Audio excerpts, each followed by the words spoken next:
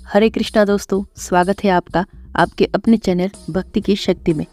नवरात्रि आने वाले हैं, तो आइए जानते हैं अखंड दीपक हम लोग कैसे जलाएं, किस प्रकार से उस दीपक को हम सुरक्षित रखें और दीपक जलाने के नियम क्या है। सबसे पहले तो मैं आपको बता रही हूँ कि ये विधि हम आपको बहुत ही सरल तरीके से बताएंगे। पूरा कर्म कांड में हम लोग नहीं जाएंगे, हम लोग स्वयं घर में कैसे जला सकते हैं इसी विधि से बताएंगे। अब देखिए, दीपक जो पहले के ज़माने में जलते थे ना, वो मिट्टी के दिए हुआ करते थे और उस मिट्टी के दिए में लंबी बाती लगाई हुई होती थी और उसी दीपक को हम लोग अखंड दीपक के रूप में जलाते थे। लेकिन आज के ज़माने में ये संभव नहीं है कि हम मिट्टी के दिए में जला लें और वो सुरक्षित रहे, बुझे नहीं। इसलिए हम लोग पीतल का दिया भी इस्तेमाल कर सकते हैं, लेकिन और किसी धातु का दिया आप इस्तेमाल ना करें। आप हो सके तो पीतल के ही दिए का इस्तेमाल कर लीजिएगा। पीतल का दिया ही मिट्टी के बाद श्रेष्ठ माना जाएगा। अब देखिए, आपको दीपक के अंदर एक कलावे का ही बाती के रूप में इस्तेमाल करना है। जो कलावा हाथों में बांधने के लिए इस्तेमाल किया जाता है, वो एकदम से नया लेकर उसकी बाती बना लेनी है। एक लंबे से कलावे की आपको बाती बना लेनी है।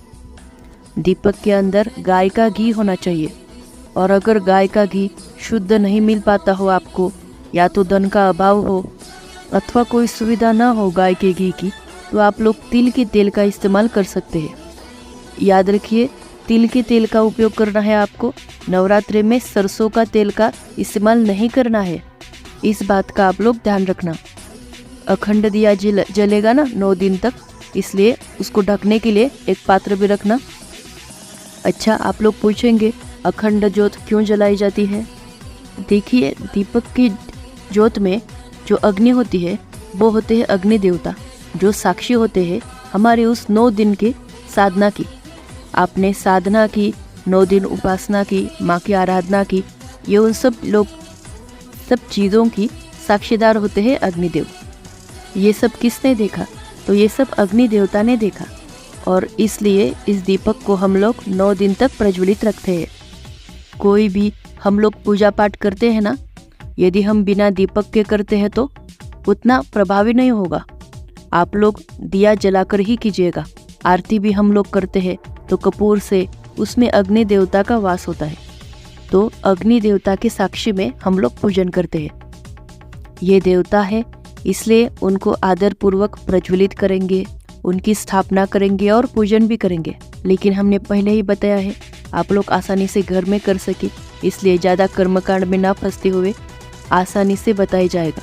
पहले तो हम आपको बता दें, अब किसी भी देवता का हम अगर आवाहन करते हैं, हमारे घर में भी अगर कोई आता है तो हम सबसे पहले उसको आसन देते हैं।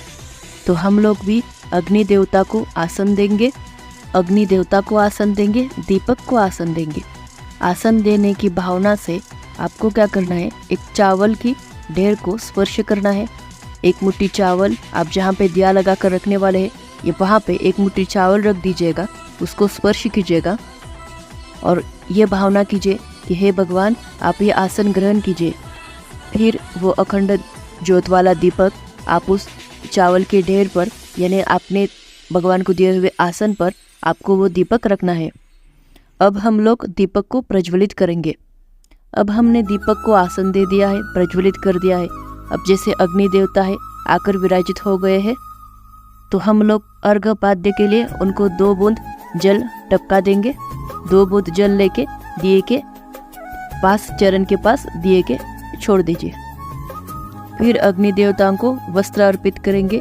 दिए के पास आप थोड़ा सा कलावा, मोली, धागा कुछ भी रख दीजिए और ऐसी भावना कीजिए कि हे प्रभु, मैं आपको ये वस्त्र अर्पित कर रहा हूँ। अब हम लोग वस्त्र के बाद तिलक लगाएंगे। तिलक लगाने के लिए एक पुष्प पर हल्दी कुमकुम लगा लेना और वो पुष्प दीपक को अर्पित कर देना, दीपक के साइड में रख देना। अब चावल चढ़ा देना अग्नि देवता के आगे और प्रार्थना करना कि हे अग्नि देवता, आप हमारे साधना के साक्षी के रूप में पधारे हैं। आपका खूब खूब स्वागत है। आप हमारी साधना को, उपासना को, जो भी हम लोग जप तप करेंगे, उनको आप अनंत गुना कर देना। इस प्रकार से आप प्रार्थना कर लेना। अब देखिए ये अखंड दीपक है, आपको 9 दिन तक जलाना है।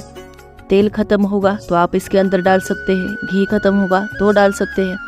लेकिन जब ये दीपक बुझने लगे ना, लो में कालापन आ जाए ना, तो दीपक की लो थोड़ी ठंडी पड़ने लगती है। तो इसके लिए आप क्या करना, अगर आपने तेल की बाती जलाई है तो साइड में एक दूसरा मिट्टी का दिया लेना, उसमें उसी प्रकार के तिल के तेल का इस्तेमाल करके उसी लो से एक दिया जला लेना। जो अखंड दीपक की जो लो होती है उसी लो से एक और दिया जला लेना। अब वही ज्योत है आपकी अखंड ज्योत की। अब फिर आपको क्या करना है, अखंड ज्योत की बाती को ठीक करना है। जो कालापन है उसको निकाल लीजिएगा। अगर बाती बदलनी है तो बदल लीजिएगा, अगर बढ़ानी है तो बढ़ा लीजिए। और फिर जो हमने साइड में उसी लो से जो अलग दिया जलाया था उसी दिए से फिर वो प्रकट कर दीजिए। अगर गलती से बुझ गया तो मतलब जो ज्योत है वो अखंड रहेगी। और अगर घी के दिया का किया बनाया है तो आपको वैसे ही करना है जैसे कि तेल के बारे में क्या बताया गया है। तेल बदलने से पहले या घी बदलने से पहले या बाती को कुछ भी बाती के साथ छेड़खानी करने से पहले आपको क्या करना है, उसी लो से एक अलग से दिया जला लेना है।